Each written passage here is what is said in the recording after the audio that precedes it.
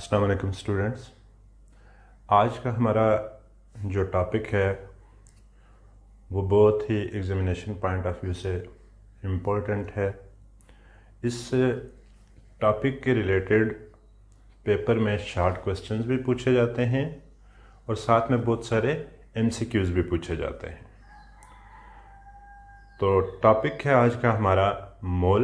इस वीडियो के एंड पे हम डिस्कस करेंगे कि how can we calculate number of bonds, number of atoms, जो कि बहुत बार क्वेश्चन एग्जाम में पूछा जा चुका है। तो चलिए आज हम डिस्कस करते हैं मोल और इसके कौन से 3 रिलेशंस हैं।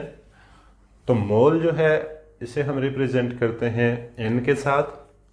अब इसके 3 जो रिलेशंस हैं वो हैं n is equal to m divided by m। अब m divided by m, what is m divided by m? Given mass divided by molar mass, which is given mass, the mass given in your question. And second relation is n is equal to v divided by vm, given volume divided by molar volume. What is given volume? The volume which is asked in your question. And number third relation, n is equal to n divided by na, given particles divided by Avogadro number. तो चलिए students, सबसे पहला हम जो relation है वो देख लेते हैं। हमारे पास जो फर्स्ट रिलेशन है वो है n is equal to m divided by m, mass divided by molar mass. अब मोलर मास आप कैसे कैलकुलेट करते हो? पीरियोडिक टेबल से कैलकुलेट करते हो। तो स्टूडेंट्स देखते हैं कि किस टाइप के क्वेश्चन इससे आते हैं हमारे पास। फॉर एग्जांपल है आपके पास फाइंड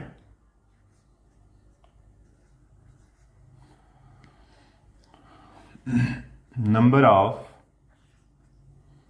मोल्स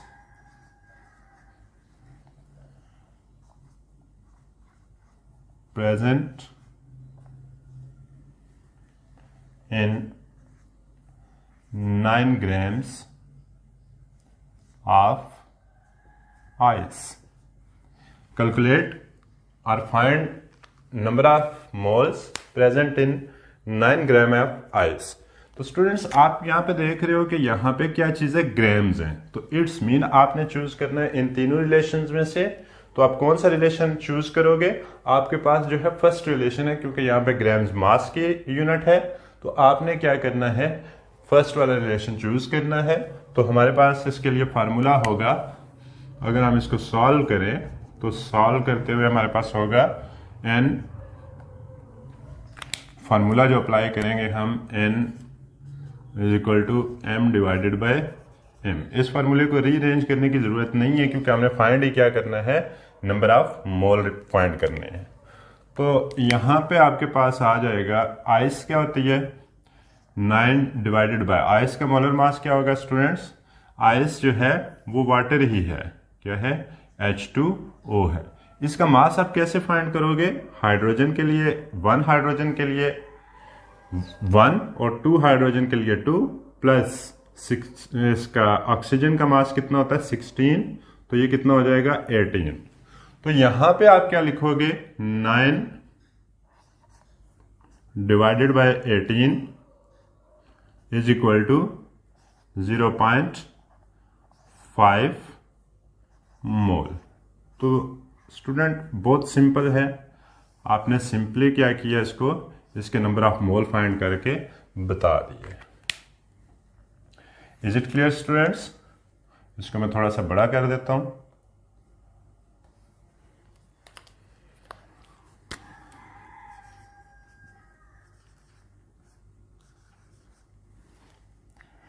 चले इसी रिलेशन के रिलेटेड हम एक नेक्स्ट क्वेश्चन की तरफ चलते हैं। अब इसमें जो हमारे पास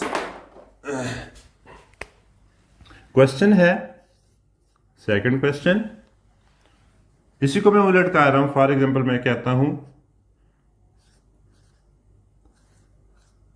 calculate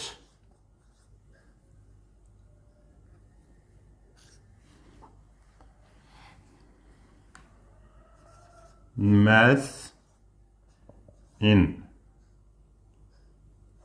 grams when 1.5 moles of ice present। ये स्टूडेंट्स आप क्वेश्चन कोई भी बना सकते हो, आइस बना सकते हो, स्टीम बना सकते हो, कोई और चीज़ भी हो सकती है। जस्ट यहाँ पे पर्पज़ है कि किस तरीके से आपसे क्वेश्चन पूछा जा सकता है और इसने सॉल्व कैसे करना है उसे। अब यहाँ पे क्या है बेटा, कैलकुलेट मास इन ग्राम्स। तो इट्स मीन आपका इन तीनों रिलेशंस में से कौन सा रिलेशन लगेगा, जो आपके पास फर्स्ट रिलेशन है मैथ वाला रिलेशन है, ठीक है। n is equal to m divided by m। तो यहां पे आपने क्या करना है स्टूडेंट्स, आपने यहां पे कौन सा फार्मूला यूज करना है, आपके पास है फार्मूला, हम इसे सॉल्व करते हैं। फार्मूला है n is equal to m divided by m। अब इसी फार्मूले को आपने रीअरेंज कर लेना है, क्योंकि आपकी रिक्वायरमेंट क्या है, आपको मोल गिवन है, आपने मास फाइंड करना है, गिवन मास फाइंड करना है। तो इसको रीअरेंज कर लो। तो रीअरेंज करके फार्मूला क्या हो जाएगा, ये m इस तरफ को आ जाएगा n के साथ, यहाँ पे डिवीजन में है तो इधर क्या होगा, मल्टीप्लाई होगा। अब स्टूडेंट्स इसको जब आप रीअरेंज करोगे तो आपके पास m इज इक्वल टू क्या आ जाएगा, n इंटू m। अब m mass is equal to कितने मोल है given students, 1.5 moles are present, multiply by water का हमने अभी कैलकुलेट किया था मैस, तो कितना है 18। तो इसको जब आप मल्टीप्लाई करोगे तो ये आपके पास कितना आ जाएगा,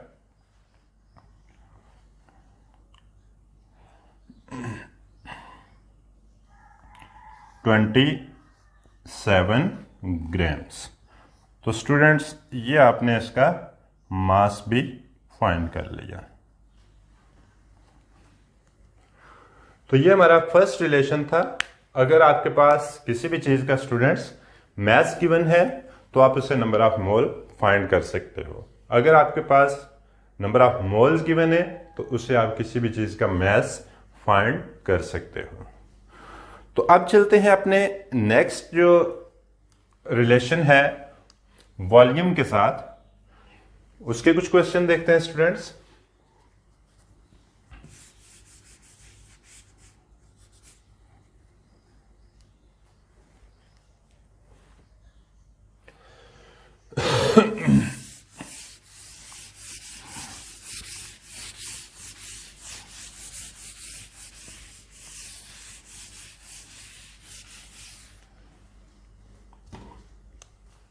अब आ जाते हैं अपने सेकंड रिलेशन की तरफ।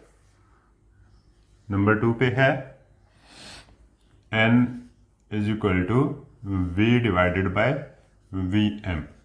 अब मैं पहले बता चुका हूं स्टूडेंट्स कि v क्या है, given volume. What is given volume, given volume जो आपके क्वेश्चन में गिवन होगा। अब यहां पे मोलर वॉल्यूम है तो आपको पता है स्टूडेंट्स कि मोलर वॉल्यूम की वैल्यू क्या होती है, 22.414 dm क्यूब। अब ये जो वैल्यू है स्टूडेंट्स ये कांस्टेंट है।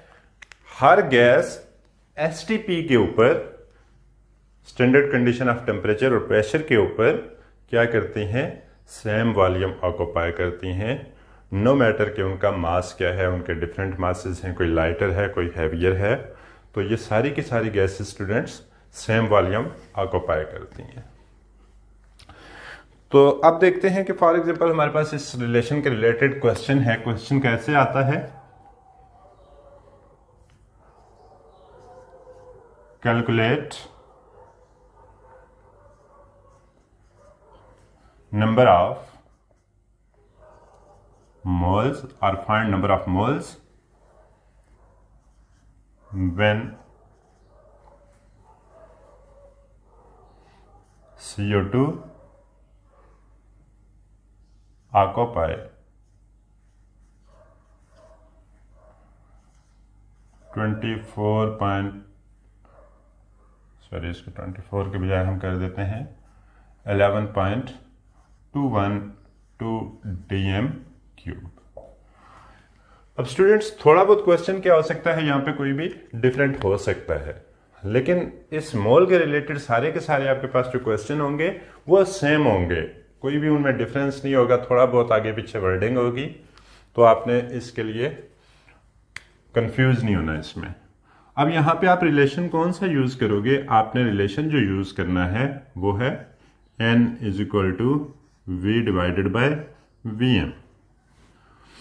अब आपने फाइंड नंबर ऑफ मोल्स, ये मैं स्टूडेंट्स नंबर के लिए डाल रहा हूं, तो नंबर ऑफ मोल्स आपने फाइंड करने, तो इस फार्मूले को रीअरेंज करने की जरूरत नहीं है।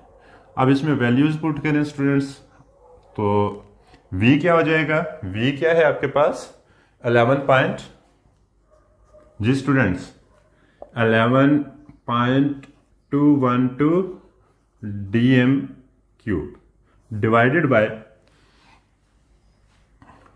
मोलर वॉल्यूम, तो मोलर वॉल्यूम क्या है 22.414 dm क्यूब। अब यहां पे क्या हो जाएगा 0.5 मोल्स। तो मुबारक हो स्टूडेंट्स, आपने यहां पे ये मोल भी, ये रिलेशन भी फाइंड कर लिया है। नेक्स्ट हम देखते हैं, नेक्स्ट क्वेश्चन है, अब हमने पहले मोल फाइंड किया, अब हम वॉल्यूम ऑक्यूपाई फाइंड कर लेते हैं। फाइंड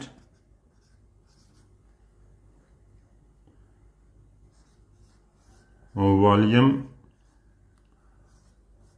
ऑक्यूपाइड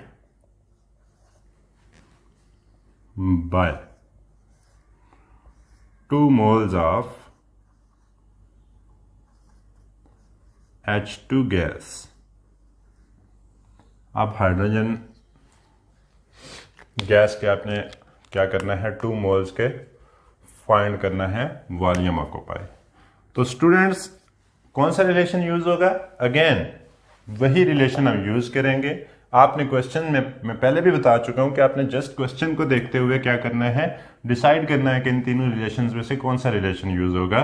तो अब यहाँ पे वॉल्यूम फाइंड करना है, तो आप इसका मतलब है कौन सा रिलेशन यूज करोगे, वॉल्यूम वाला रिलेशन यूज करोगे। तो हमारे पास क्या होगा n is equal to v over vm। अब आप इस वॉल्यूम को फाइंड करना चाह रहे हो, गिवन वॉल्यूम को, तो आपके पास ये फार्मूला आपने रीअरेंज करना है। यहाँ पे डिवीजन में है vm, तो आपको इसको इस तरफ ले जाओगे, तो क्या हो जाएगा v is equal to n into vm। Clear है स्टूडेंट्स, आवाज नहीं आ रही सबकी, okay. v is equal to number of mole, how many number of moles are present in your question, 2, so put 2 here। Then अब Vm molar volume constant value आपने याद कर लेनी है अच्छे से, तो 22.414 dm क्यूब। अब आप वॉल्यूम फाइंड करने जा रहे हो, तो क्या हो जाएगा 44.828 dm क्यूब। तो आपने इसका आंसर भी फाइंड कर लिया। तो ये हमारे पास जो 2 रिलेशन थे।